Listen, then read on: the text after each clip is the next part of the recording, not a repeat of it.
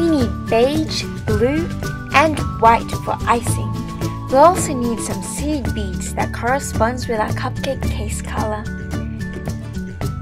First of all, we need to make a template. So grabbing your compass, set it at 85 millimeters and draw a big circle on some thin card. We then want to reset our compass to 35 millimeters and make a smaller concentric circle inside the middle of our large circle. Then once you've done this drawing, go ahead and grab your scissors and cut the circle out, including the circle in the middle. Just follow what's going on in the video.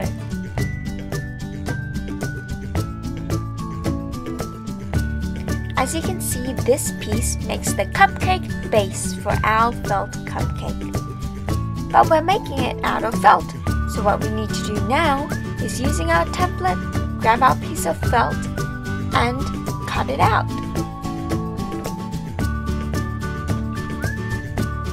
Now to cut out the inner circle, I just grab a Sharpie and trace the inner circle shape onto the blue felt. I also trace the cutting line. Then grabbing some scissors, just cut along the line that you just drew.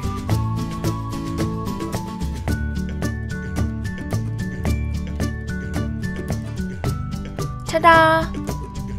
Now we can start some sewing. So what we need to do with this piece is we need to make it into a piece that looks like a cupcake case, and basically we need to make some pleats. So fold a bit of your cupcake base piece as shown in the video. Then what you're going to do is do a running stitch across the piece. As you can see, this stitch goes through both pieces of felt, and this will help to make your pleat. Note how I'm a few millimeters away from the edge of the pleat. What I'm doing is not only just a simple running stitch, but I'm also going to be doing a back stitch. And this helps to fill up the holes in a running stitch. As you can see here, I thread through one stitch, then go back a stitch to fill up the hole I just created. If you want to know more about the back stitch, make sure to check out my video, What You Need to Know to Sew, which will be linked down in the dark bar. Eventually, you'll have created something like this. Then when you get to the top, what you need to do is do a few securing stitches. Then thread your needle through between the two pieces, getting the thread on the inside of the cupcake casing, then securing the thread by tying a couple of knots.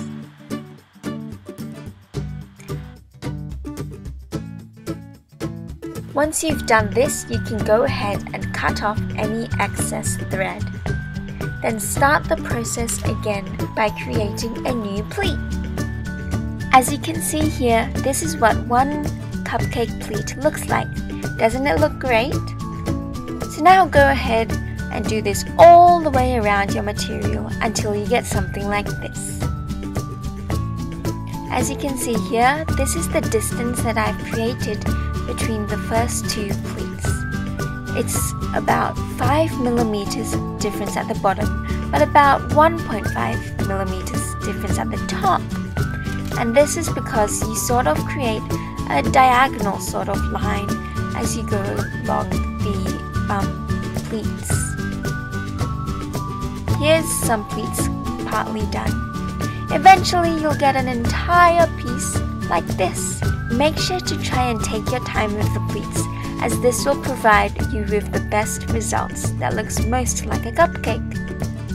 Now as you can see here, this is what the edges of the pleated cupcake case looks like.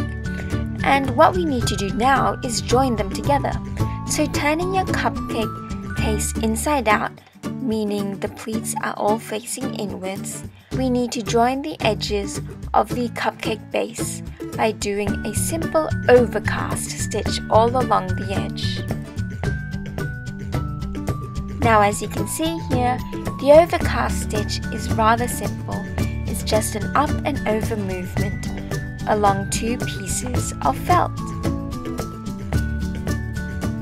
You'll want to try and put the overcast stitches quite tightly and closely placed together to help make it into a more secure creation. Now as you can see here at the top, it turned out that it got a little bit uneven. So all I need to do is grab my scissors and cut off the excess felt without disturbing any stitches. Now our cupcake base is all well and good, but it is missing a bottom. So grabbing that circle that we cut out of the felt in the beginning, we're going to cut out a bottom for it. I'm using this spool of thread to estimate an appropriate size for how big the bottom of the cupcake base should be. So then what I'll do is I'll grab that circle, and using the spool as a guide for size, I'm going to roughly cut a circle for the bottom of our cupcake base. Once I've done this, you can go ahead and sew the two pieces together to complete the cupcake casing.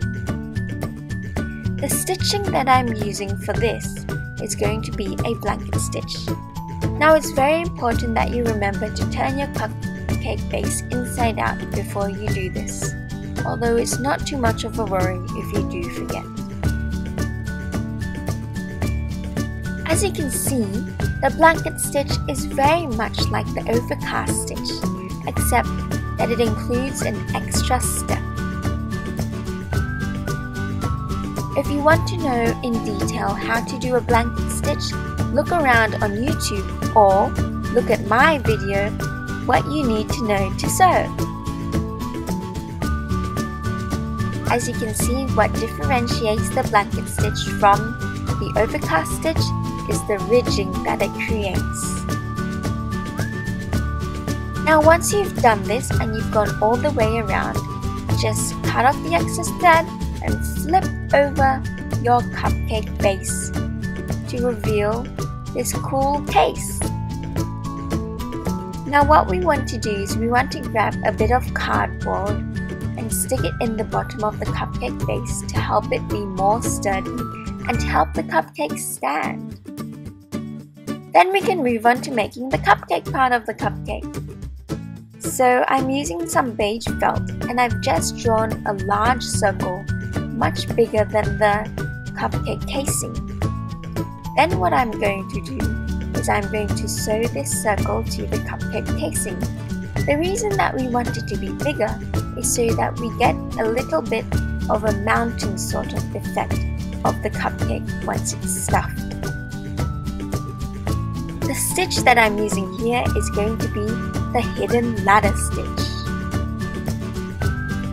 The way you do a hidden ladder stitch is you put your needle and thread through one material, then subtly take a nip out of the other material. So here I've nicked some beige material, so now I'm going to go and knit some of the blue material. And as you can see, it's a hidden stitch because you can't actually see the thread.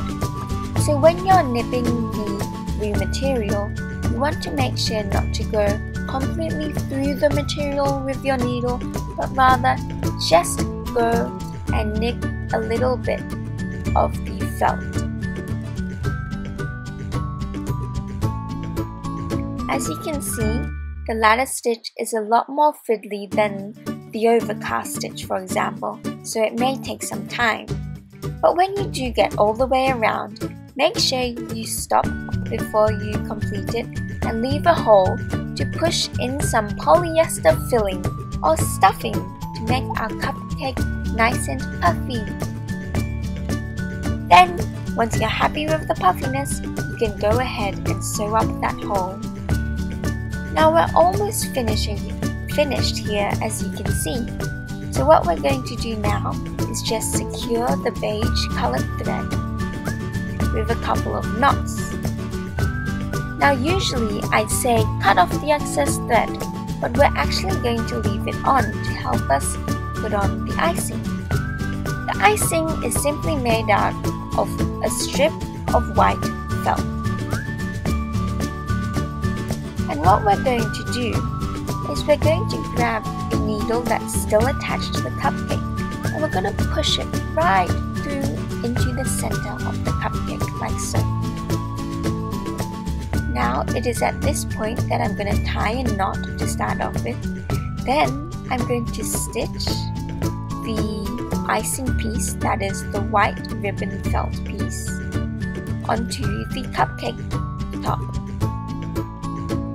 You can do this using a running stitch or an overcast stitch or any other stitch that you might use just to secure down a piece of felt. Then we're going to create the icing effect, and what I do is simply twist the white felt a little bit, then twirl it round in a circular motion to help create the effect of whipped cream. As we do this, we want to use our needle and thread to secure the whipped cream to the cupcake top.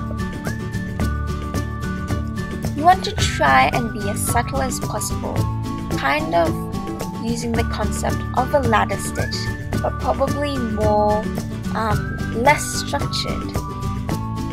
As you can see, all you need to do is keep twirling the white felt and securing the white felt to the cupcake top every centimeter or so.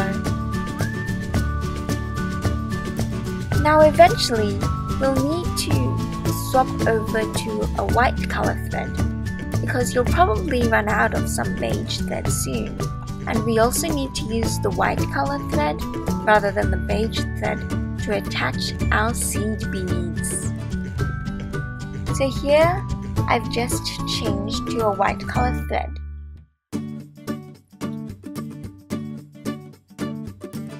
And I'm doing the same process as before, securing the icing to the cupcake top.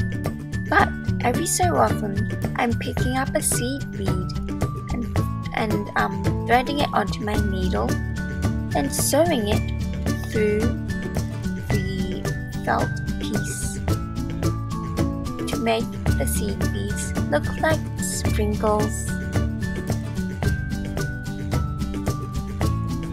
This is a simple action that will help your cupcake look even more realistic.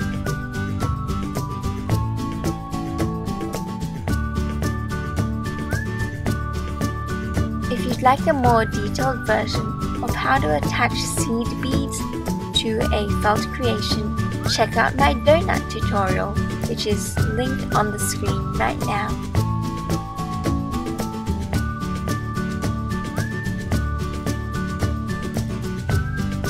So all you need to do is just keep going, filling in any gaps and adding as much icing and sprinkles as your heart's desire. Then once you're finished, all you need to do is secure your thread, tie a knot, push the needle through the felt creation, and cut off the excess thread, and voila! Your cupcake is complete!